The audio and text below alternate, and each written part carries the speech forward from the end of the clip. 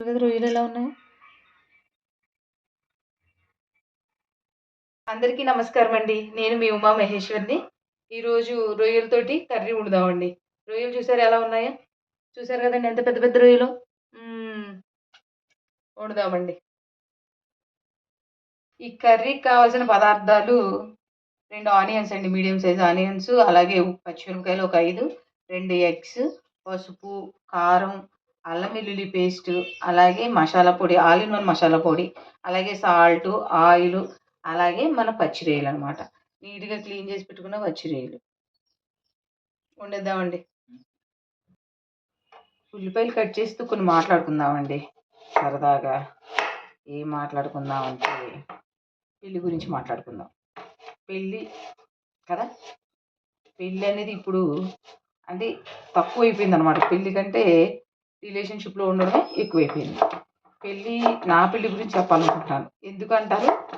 మీకు ఎందుకు చెప్పాలనుకుంటున్నానంటే అసలు ఇది నాకు పెళ్లి గురించి చిన్నప్పుడనమాట. ఒక 19 ఇయర్స్‌కి పెళ్లి చేసేసారు. నాకు తెలీదు పెళ్లి ఏంటంటే ఏంటి? ఎలా ఉంటది? అంటే ఎలా ఉండడం అంటే అందరితో ఎలా ఉండాలి? హస్బెండ్‌తో ఎలా ఉండాలి? ఆడబిడ్డలతో ఎలా ఉండాలి? మనం ఏమన్నా చేయొచ్చా? అంటే మాట్లాడొచ్చా? మాట్లాడకూడదా? అలాంటివి ఏమీ తెలీదు. అమ్మమ్మ ఏమీ చెప్పలేదు. నాకేమో ఏమీ రాదు. అప్పటిదాకా కాలేజీకెళ్తూ హాయిగా తినటం, ఏమన్నా చిన్న పనులుంటే చేయడం.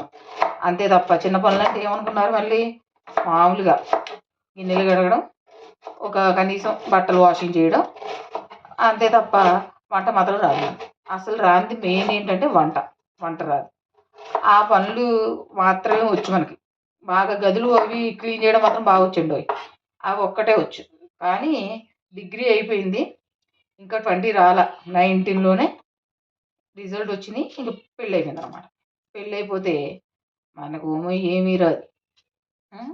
అత్తగారింట్లో ఎలా ఉండాలో తెలీదు. చెప్పలేదు. మనం ఏం చేయాలో ఏమీ తెలీదు. ఒకసారి మా అమ్మమ్మ గారు ఉంటారండి. అంటే నన్ను మా మేనమామ వాళ్ళ అబ్బాయికి ఇచ్చి చేశారనమాట. వరుసకి బావవుతారు. అమ్మమ్మ గారు ఉంటారు. అమ్మమ్మ గారు ఏమన్నారంటే మాకు అమ్మమ్మ, ఆయనకి నాయనమ్మ. ఆవి ఆయన ఆవిడేమన్నారంటే మా వారు స్నానానికి వెళ్తున్నారు.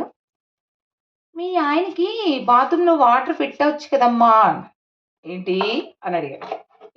ఏంటి వాటర్ పెట్టాలి బాత్రూమ్‌లో భర్త స్నానం చేస్తున్నప్పుడు అని చెప్పాను. నాకు తెలీదమ్మా ఎక్కడియి నాకు తెలీదు. ఎవరి వాటర్ ఆళ్ళే పెట్టుకోవాలి. అంటే ఎప్పుడో 2007లో పెళ్ళైనా మనయన్నీ ఎలా ఉండేయంటే ఇప్పుడు ఎలా ఉన్నామో అలా ఉండేయనమాట. ఎవరి పనులు వాళ్ళే చేసుకోవాలి. కావాలంటే కాస్త భార్యకి హెల్ప్ చేయొచ్చు కానీ మనం ఆయనకేమీ చేయక్కర్లేదన్న ఫీలింగ్‌లో ఉండేదాన్ననమాట నేను. వాటర్ పెట్టాలి. ఇదేంటి వాటర్ పెట్టాలా అనుకున్నాననమాట. ఆ ఒక్కసారికి ఒక షాక్ అనమాట. ఫస్ట్ తగిలిన షాక్. తర్వాత నాకు తెలీదండి. ఏంటంటే మా అంటే భార్యాభర్తలు కలిసి భోంచేస్తారు కదా! ఎప్పుడూ ఎప్పుడు అనుకోలేదు. నాకు తెలీదు. అమ్మ చెప్పలేదు. ఏమనుకున్నానంటే మనం ఎలా తింటామో అలా తినేయడమే కదా మనకలవాటు. తినేయడం మొదలుపెట్టాం. ఒకసారి ఎందుకో మా వారు ఒకలా చూసారనమాట. ఇదేంటి ఇలా చూస్తున్నారు అనుకున్నాను. అది అబ్జర్వ్ చేశాను. అప్పుడు ఒకసారి మా అమ్మని అడిగితే ఏమందంటే, భార్యలు భర్తతో పాటు భార్య తింటారు అనుకుంటారమ్మా. తినకూడదు అలాగా. వాళ్ళనుకుంటారు మనకంటే ఎక్కువ తినేస్తున్నారేమో అని. అలా ఆ ఫీలింగ్ వస్తది ఆళ్ళకి. అలాంటప్పుడు మనం ఆయన తిన్న తర్వాతన్నా తినాలి. లేదా ఆయన రాకముందైనా తినాలి అని చెప్పారు. అదేంటి అలా కూడా ఉంటదా? ఎవరికి పొట్టకి సరిపోయిందో ఆళ్ళు తింటారు గానీ, వాళ్ళతో పాటు మనం సమానంగా తినకూడదా? అంటే అప్పుడు అనిపించిందనమాట. ఇప్పుడు దీనికి నాకేమనిపించిందంటే, మన 'గీతా గోవిందం' సినిమాలో విజయ్ దేవరకొండ అంటాడు కదండీ! ఏమని? ఆడవాళ్ళు గట్టిగ తినాలి అని అంటాడు కదా! అయితే అప్పుడు అనుకున్నాను. ఓహో! అది సినిమాల్లో మాత్రమే. ఏ భర్తలు అనుకోరు అలాగే గట్టిగా తినాలని. మొత్తం అయిపోతుందేమో అనుకుంటారు వాళ్ళు అని నేను అనుకున్నాననమాట. కాకపోతే ఇప్పుడు అలా లేరులెండి. అబ్బాయిలందరూ కొంచెం మంచోళ్ళే. అంటే ఇప్పుడు అందరూ కష్టపడి సంపాదిస్తున్నారు కదా! భార్య, భర్త ఇద్దరు కష్టపడి సంపాదిస్తున్నారు. ఈక్వల్‌గా కూడా షేర్ చేసుకుంటున్నారనమాట. ఆనియన్స్ కటింగ్ అయిపోయిందండి. ఇంకా కూర మొదలెడదాం. గిన్నె పెట్టుకున్నామండి. గిన్నె పెట్టుకున్న తర్వాత ఆయిల్ వేసుకుందాం. మన స్టోరీని ఇంకా కాసేపు కంటిన్యూ చేద్దామండి. హ్మ్. ఎందుకు చెప్తున్నానంటే ఇలాంటివన్నీ ఇప్పుడు పెళ్లి చేసుకునే అమ్మాయిలు అంటే నేను చిన్నదాన్నే, కాకపోతే ఏంటంటే కొంచెం కొన్ని రోజులు అయింది కదా పెళ్ళయ్యి, నా అనుభవాలు చెప్తున్నాను అనమాట. ఇష్టమైతే చూడండి, వినండి, లేకపోతే స్కిప్ చేసేయండి. దీంట్లో ఏమీ లేదండి, ఆయిల్ 2 గరిటెలు వేసాము. తర్వాత మనం ఏం చెప్తున్నానంటే, అమ్మాయిలు కంగారు పడిపోకూడదు. అంటే పెళ్ళి చేసుకున్నాము ఆత్రం ఎక్కువ మనకి. అంటే అన్నిట్లో సమానంగా ఉంటాం, అన్నీ తెలుసుకుంటాం, అన్నీ చేసుకుంటాం కదా మనం. స్కూల్లో చదువుకున్నప్పుడు, కాలేజీలో చదువుకున్నప్పుడు స్పీడ్ ఉంటాం. కాకపోతే పెళ్ళయిన తర్వాత కాస్త ఆచితూచి అడుగేస్తూ ఉండాలి. వాళ్ళని మొత్తం అబ్జర్వ్ చేయాలి. ఫస్ట్ ఆనియన్స్ వేసుకుందామండి. చూసారా, ఆనియన్స్, పచ్చిమిరపకాయలు చిన్నగా కట్ చేసుకున్నవి వేసుకుని వేపుకుందాం. వేపుతూ మాట్లాడుకుందామండి. మాట్లాడదాం వేపుతూ. చూసారు కదా, వేపుదాం ఆనియన్స్.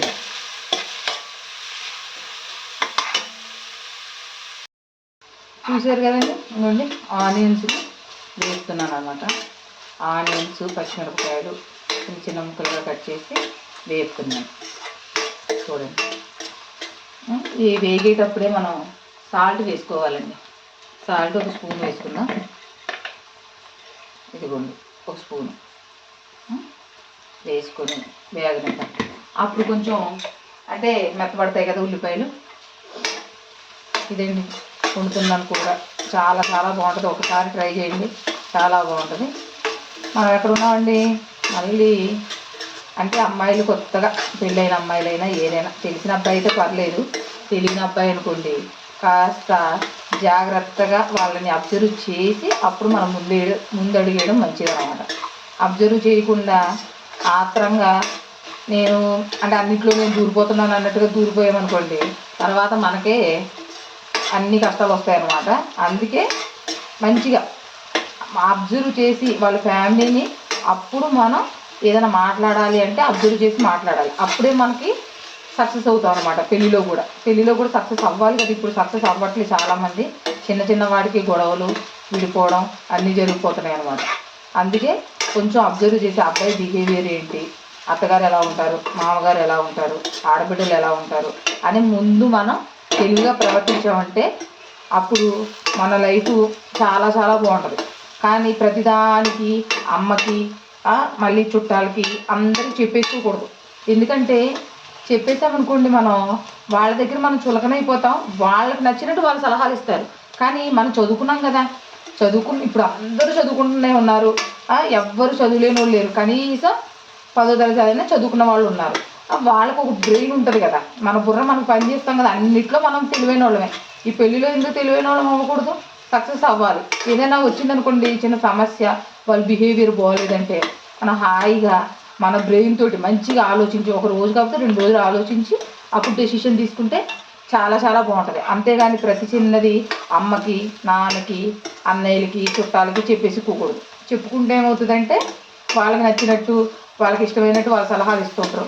ఓ పక్కన మన గురించి ఏమన్నా వాళ్ళకి అంటే మనం అంటే ఇష్టం లేదనుకోండి, మనకి బ్యాడ్ సలహాలు ఇస్తారు. మళ్ళీనేమో వాళ్ళకు అంటే వీళ్ళు మనం బాధపడుతుంటే కొంతమందికి ఇష్టం ఉంటుంది కదా, అలాంటి సలహాలు కూడా ఇస్తుంటారు. అందుకే మన ఓన్ డిసిషన్ మనం తీసుకొని దాన్ని సరి చేసుకోవాలి. ఎందుకంటే లెక్కలు ఇప్పుడు చదువుకుంటున్నాం, దాంట్లో కంటే కష్టమైంది ఈ లైఫ్.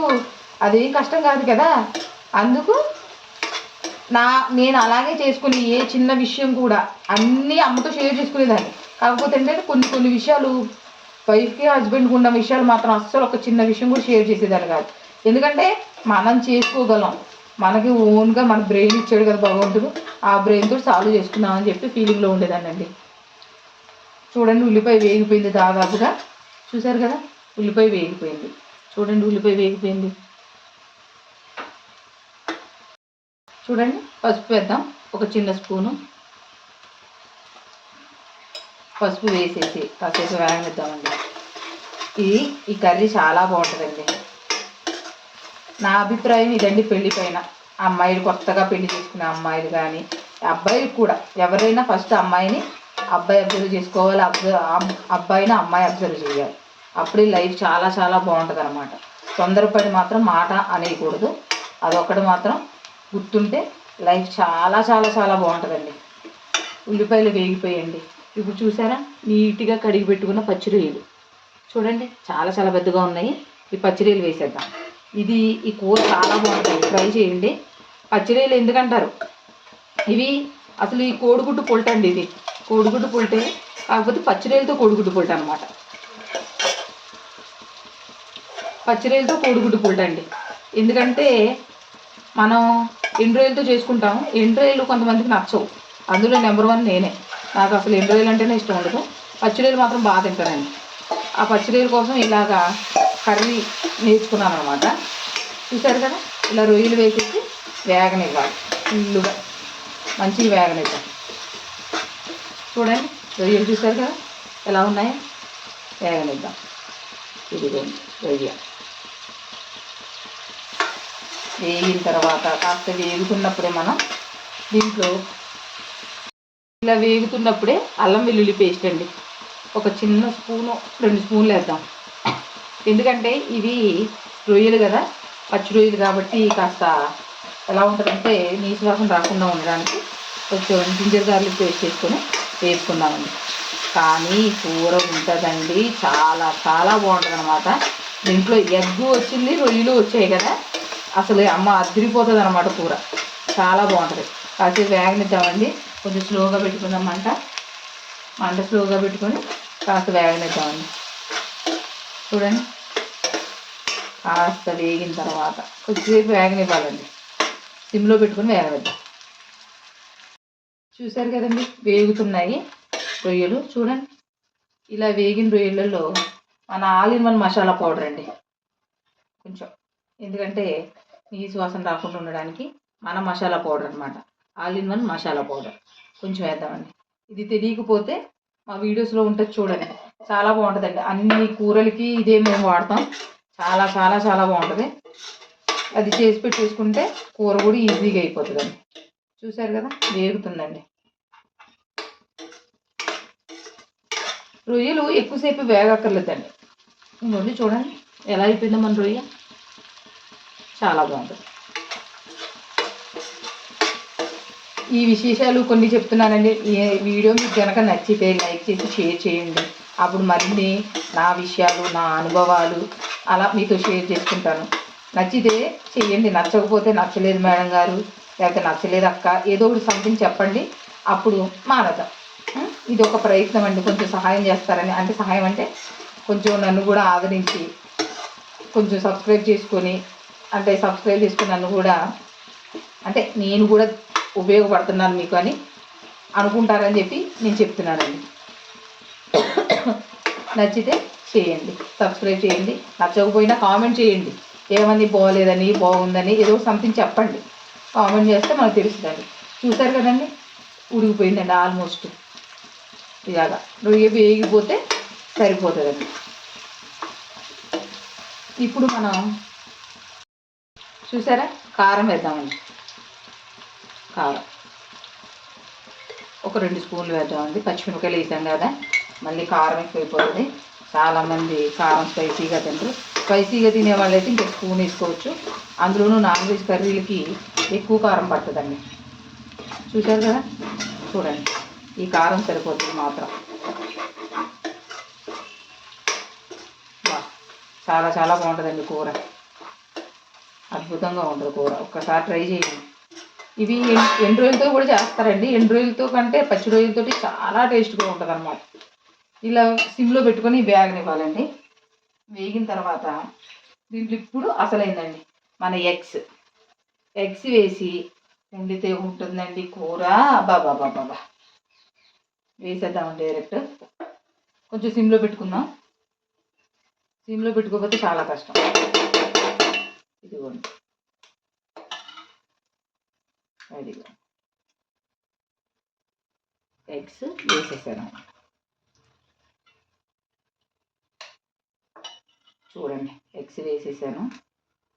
కాస్త సిమ్లో పెట్టి ఉడకనివ్వాలండి. ఇప్పుడే మనం కలిపేస్తే చిరాక అంటే ఎగ్ ముక్కలు కనపడవు అన్నమాట, మొత్తం కలిసిపోతుంది. కొంచెం అలా ఉంచేసేసి కాసేపు సిమ్లో ఉడకనిద్దామండి. ఇదిగోండి కాసేపు మూత పెడదాం, సిమ్లో ఉడకనిద్దామండి. ఉడకనిచ్చిన తర్వాత అప్పుడు ఒక్కసారి కలిపి కాసేపు ఉడికిస్తే కూర రెడీ అయిపోతుందండి. చాలా చాలా ఈజీ, చాలా చాలా బాగుంటుందండి. ఇప్పుడు మూత తీసి చూద్దామండి. చూడండి ఎలా ఉందో. ఒక్కసారి కదుపుదాం. కొంచెం కొంచెం కదుపుదాం. ఇదిగోండి. కదిపితే కోడిగుడ్డు పుల్ట విత్ రొయ్యల కర్రీ. ఆహా, అదిరిపోతుందండి. చాలా చాలా బాగుంటుంది అనమాట. కొంచెం హై ఫ్లేమ్లో పెట్టుకుందాం. ఇదిగోండి, చూసారా? అసలు ఒక్కసారి తింటే రొయ్యలు అంటే ఇష్టం, ఎగ్ అంటే ఇష్టం ఉన్న వాళ్ళు అసలు ఒక్కసారి తింటే అదిరిపోతుంది అనమాట. ఈ విషయాలు పెళ్లి గురించి ఎందుకు చెప్తున్నానంటే, పాపం ఇప్పుడు అమ్మాయిలండి మంచిగా అంటే బాగా చదువుకుంటున్నారు, మంచి తెలివితేటలు ఉన్నాయి, కానీ పాపం ఫ్యామిలీ లైఫ్లో మాత్రం సక్సెస్ అవ్వలేకపోతున్నారండి. అందుకోసం చెప్తున్నాను అనమాట. ఏమనుకోకండి, నచ్చితే యూజ్ చేసుకోండి మాటలు, లేకపోతే వదిలిపెట్టేసేయండి. అంతే తప్ప మిమ్మల్ని ఏదో సోది చెప్పి అంటే వీడియోని ఎక్కువ మంది చూస్తారు అలానే ఏం కాదు. నేను చెప్పాలనుకుంటున్నాను, నాకు ఇప్పుడు కుదిరిందనమాట, ఫోకస్ చేస్తున్నాను ఇప్పుడే బాగా. అందుకే నేను కూడా చెప్పాలి అని చెప్తున్నానండి. నా అనుభవాలు ఇవి కేవలం నావే మాత్రమే. అలాగే మన చుట్టాల గురించి, పక్కన వాళ్ళ గురించి అసలు ఎలా ఉంటుంది అనేది మనం తెలుసుకుందామండి. ఇవే కాదు, ఇంకా ఎక్కువ అనమాట. చెప్పడానికి బోల్డ్ విషయాలు ఉన్నాయండి. ఒక 17 ఏళ్ల జీవితం ఉంది కదా, అందులోనూ చిన్నప్పుడు తెలియని వయసులో పెళ్ళయింది కాబట్టి, ఒక మైండ్ మెచ్యూరిటీ లేనప్పుడు పెళ్ళయింది కాబట్టి నాకు కొంచెం అవి చెప్పాలనిపించేది. ఇంతకుముందు ఇంకా చిన్నప్పుడు అయితే, అంటే పెళ్ళైన కొత్తలో అయితే ప్రతిదీ డైరీలో రాసేసేదాన్ని. మా వారి తిట్టిని, అలాగే ఎవరైనా ఏమన్నా అన్నా కోపం ఎక్కువ నాకు. చిన్నపిల్లని కదా, చిన్నపిల్ల అంటే 19 years చిన్నపిల్ల ఏంటి అనుకుంటారు. గారంగా పెరిగాము. అమ్మాయి మంచిగా హాయిగా ఉండి పెట్టేది శుభ్రంగా. తినడమే మనకు పని, వండడం రాదు. వాటి గురించి కూడా చెప్తానండి. ఇప్పుడు నేను పెద్ద వంటగత్తెన అయిపోయాను అనమాట. చూద్దరు కానీ. చూసారా ఎలా ఉందో? రొయ్యలు కోడిగుడ్డు పుల్ట అండి. పచ్చి రొయ్యలతో కోడిగుడ్డు పుల్ట అదిరిపోతుందండి. చూడండి ఎలా ఉందో. రొయ్య ఈ మాత్రం ఉంటే చాలా చాలా బాగుంటుంది అనమాట. అదిగోండి, కాసేపు ఉడకనివ్వాలండి.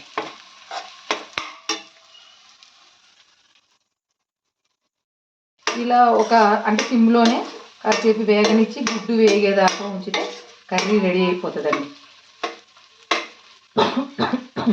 పచ్చిరొయ్యలు కోడిగుడ్డు పుల్ట అండి, అదిరిపోతుంది అనమాట. ఎగ్జాస్ట్ వేసుకోలేదు కదండి, అందుకే కాస్త ఘాటు వస్తుంది అనమాట. అంతే తప్ప ఇంకేం కాదు. నాకేం కంప్లైంట్ లేదండి, భయపడకండి. దగ్గుతున్నందుకు. చూడండి కర్రీ ఎంత బాగుంటుందో. బాబా, చాలా చాలా బాగుంటుందండి. ఒక్కసారి ట్రై చేస్తే మీరు ఎప్పుడు ఇంక వదిలిపెట్టరు అన్నమాట.